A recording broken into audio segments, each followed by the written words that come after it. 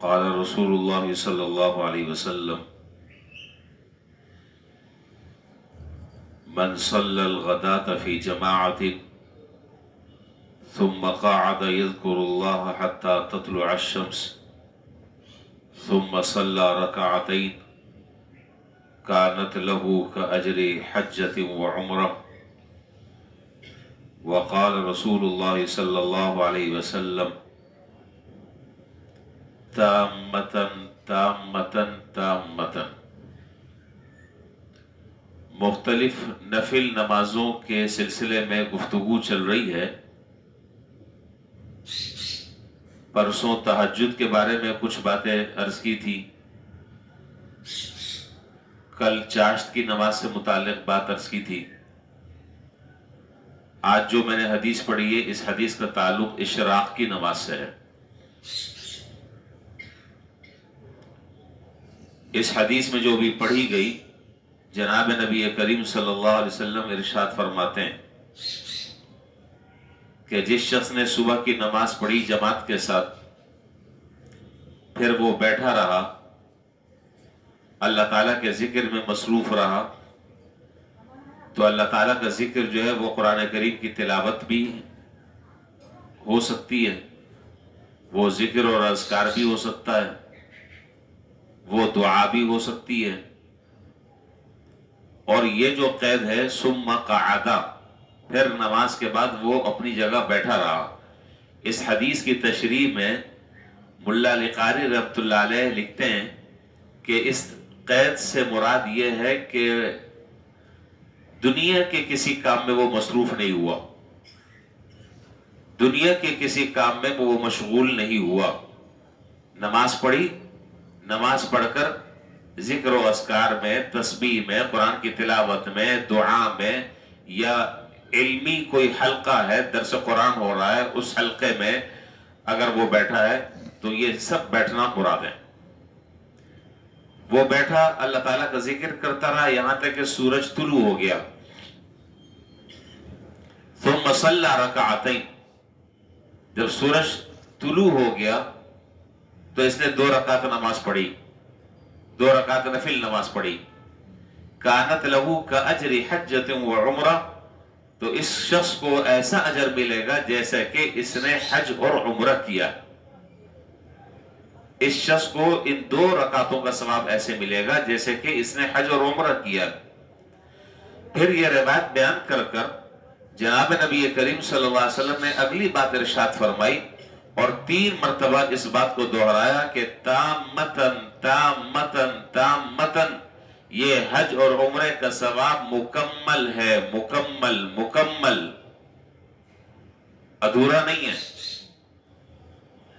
اب دیکھیے اس روایت میں چند باتیں وہ قابل غور ہیں.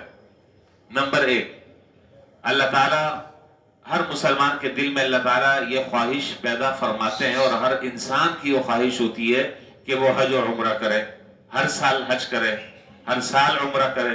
لیکن ظاہر ہے کہ جانا انسان کے اختیار میں نہیں ہوتا. کتنے بیچارے پیسے جوڑ کے جب وہ اگلے سال پہنچتے ہیں تو پتہ چلتا ہے کہ جی وہ جو حج اور عمرے کے جو اخراجات ہیں وہ پچھلے سال کے مقابلے میں ڈبل ہو گئے.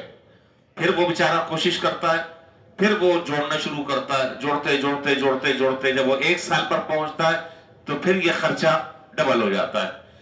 تو بعض بیچارے تو جمع کرتے دنیا ہی سے چلے جاتے ہیں لیکن جانے کی نوبت نہیں آتی. اور بعض ایسے ہوتے ہیں کہ اللہ تعالیٰ کو توفیق دے دیتے ہیں. خیر، اللہ تعالیٰ توفیق دے دیں، آدمی حج اور عمرے پر چلا بھی گیا، لیکن اس بات کی کیا آپ کے پاس ضمانت اور گارنٹی ہے کہ آپ کا حج اور عمرہ قبول ہو گیا؟ آپ چلے بھی گئے، آپ نے حج اور عمرہ بھی کر لیا، لیکن قبولیت کی کیا دلیل ہے؟ کوئی دلیل نہیں ہے سوائے اللہ تعالیٰ سے ایک اچھی امید کے. اور یہ جو عمل یہاں جناب نبی کریم صلی اللہ علیہ وسلم بتا رہے ہیں، یہ عمل، اس عمل کے بارے میں تو آپ خود ارشاد فرما رہے ہیں کہ اگر یہ تم نے نماز پڑھ لی 2 رکعت تو کامل حج اور عمرے کا اللہ تعالیٰ ثواب عطا فرما دیں گے، جس کی قبولیت میں تو کوئی شبہ نہیں ہے، کوئی شک نہیں ہے. اور یہ کام ایسا ہے کہ ہر آدمی ہر روز کر سکتا ہے بلا ناغہ، جس میں کوئی ممانعت نہیں ہے. 2 रकात पढ़े, 4 रकात पढ़े, 6 रकात पढ़े, 8 रकात पढ़े, इसमें कोई मुमानत नहीं है। तो ये आदमी के इख्तियार में है। तो कम से कम जो चीज गैर इख्तियारी हो वो तो एक अलग मसला है, लेकिन जो आदमी के इख्तियार में जो चीज है उसको तो कर ले, उसको तो कर कर अपने नामा अमाल में सवाब जमा करे। ये अल्लाह ताला ने मौका दिया है। इसी तरीके से नमाज इशराक के बारे में जनाब नबी करीम सल्लल्लाहु अलैहि वसल्लम का ये इरशाद भी हदीस की किताबों में है। आपने फरमाया कि हर इंसान में अल्लाह ताला ने 360 जोड़ रखे, 360 जोड़ रखे, और फिर फरमाया कि हर आदमी को चाहिए कि अपने इन 360 जोड़ों का सदका रोजाना अदा करे। सहाबा ने अर्ज किया कि अल्लाह के रसूल, कौन आदमी इसकी ताकत और कुदरत रखता है कि वो 360 सदके रोजाना करे? फर्ज कर ले 1 रुपए भी अगर एक सदके की रकम अगर आप लगाते हैं तो 360 रुपए कौन कर सकता है? किसमें इतनी हिम्मत है? आपने 3 बातें इस सिलसिले में इरशाद फरमाई। फरमाया कि मस्जिद में पड़े हुए थूक को जमीन में दफन कर देना ये भी सदका है। ये उस जमाने की बात है जिस जमाने में ये मार्बल और टाइलें और ये फानूस का जमाना नहीं था। कच्चा फर्श होता था, कच्ची जमीन होती थी, आमतौर पर लोग चलते चलते थूक भी देते थे। लेकिन अब तो जाहिर है कि इसका तस्वुर नहीं है कि कोई आदमी मस्जिद में थूके। लेकिन इससे एक बात ये मालूम हुई कि अगर मस्जिद में कोई नागवार चीज सामने नजर आ रही है और कोई चीज बेतरतीबी से पड़ी हुई नजर आ रही है और कोई ऐसी चीज पड़ी हुई है कि जिससे आपको कराहियत हो रही है, तो आप मस्जिद के किसी खादिम के इंतजार न करें। आप भी मुसलमान हैं, आपको भी जरूरत है नेकी कमाने की। आप उस काम को उठा लें, उस चीज को उठा लें और उठाकर फेंक दें। ये उस जगह वो चीज जो बेतरतीबी से रखी हुई है उसको तरतीब से रख दें। इसमें किसी कमेटी से मशवरा करने की जरूरत नहीं है कि आप सदर साहब को तलाश करें कि जी ये यहाँ पर टिश्यू पेपर पड़ा हुआ है, यहाँ पर ये गंदगी पड़ी, अगर आप मुझे इजाजत देते हैं। हाँ, मस्जिद के इंतजाम में दखल अंदाजी न दें, मस्जिद के मामलात में दखल अंदाजी न दें। लेकिन अगर कोई चीज पड़ी हुई है, कोई तकलीफ दे चीज पड़ी हुई है और गंदी चीज पड़ी हुई है, तो आप उसको उठा लें और उठाकर उसको फेंक दें, और उसके जरिए भी आप सदक़े का सवाब हासिल कर सकते हैं और सदक़े का अजर आप कमा सकते हैं। एक बात तो आपने ये इरशाद फरमाई। दूसरी बात आपने फरमाई कि रास्ते से तकलीफ देह चीज को हटाना ये भी सदका है। रास्ते से तकलीफ देह चीज को हटाना ये भी सदका है। और तीसरी बात आपने फरमाई कि फ़इन लम तजिद फरकात ज़ुहा तुज्ज़िका, अगर तुम ये दोनों चीजें न पाओ, यानी ऐसा मौका नहीं है कि किसी चीज को उठाने की जरूरत पड़ रही है या रास्ते से कोई तकलीफ दे चीज हटाने की जरूरत पड़ रही है, अगर कोई ऐसी सूरत नहीं है, तो फिर बस ये 2 रकात नमाज पढ़ लो, ये भी इंशाअल्लाह तुम्हारी तरफ से काफी हो जाएगा और सदक़े का अल्लाह ताला सवाब अता फरमा देंगे। सदक़े का सवाब अल्लाह ताला अता फरमा देंगे। ये तो हजरत नमाज इशराक की फजीलतें मैंने 2 हदीसें जिक्र कर दी, तीसरी भी मुख्तसर से जिक्र कर देता हूं, फिर इससे मुताल्लिक़ कुछ मसाइल जिक्र करने हैं। तीसरी हदीस में जनाब नबी करीम सल्लल्लाहु अलैहि वसल्लम ने फरमाया कि जो आदमी ये नमाज पढ़ लेता है, इशराक की नमाज, ये नमाज पढ़ लेता है, अल्लाह जल्ल शान उसके गुनाहों को ऐसे माफ कर देते हैं, चाहे वो समंदर की झाग के बराबर भी अगर गुनाह है तो अल्लाह ताला उन गुनाहों को भी माफ फरमा देते हैं। तो ये नमाज जो है वो बड़ी अजीम फजीलत वाली नमाज है, लिहाजा इस नमाज को नहीं छोड़ना चाहिए और इस फजीलत से फायदा हासिल करना चाहिए। मैंने गुज़श्ता कल चाश्त की नमाज के बारे में बात की थी, आज मैंने इशराक की नमाज के बारे में बात की। तो कई लोगों ने कल मुझसे पूछा कि जी वो चाश्त की नमाज का वक्त क्या है, और आज भी पूछेंगे कि इशराक की नमाज का वक्त क्या है।